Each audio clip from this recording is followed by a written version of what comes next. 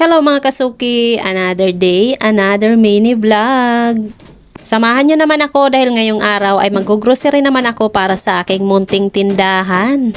Tanghaling tapat nga yan at sa mga oras na yan ay sobrang init at naglalakad nga lang ako niyan papunta doon kung saan ako mag-grocery. Alam nyo ba mga kasuki na tinatamad talaga ako lumabas ng bahay lalo pagka ganyang kainit, pero wala akong magagawa dahil wala nang laman yung tindahan ko, so kailangan ko nang pumunta ng palengke.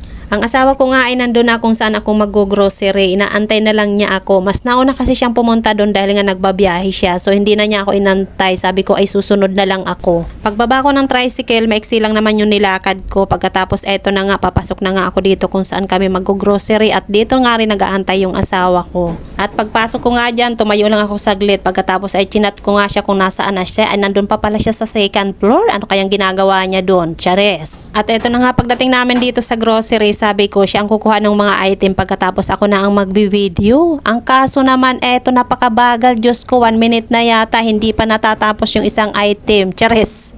At ang sabi ko nga ay bilis-bilisan niya dahil mapo-full storage na naman yung aking cellphone dahil hahaba yung aking video. At ayan, nakita nyo naman kung gaano kabagal at ito nagtatalo pa nga kami dyan dahil sabi ko ay patayuin yung bote. Abay, pinahiga ba naman?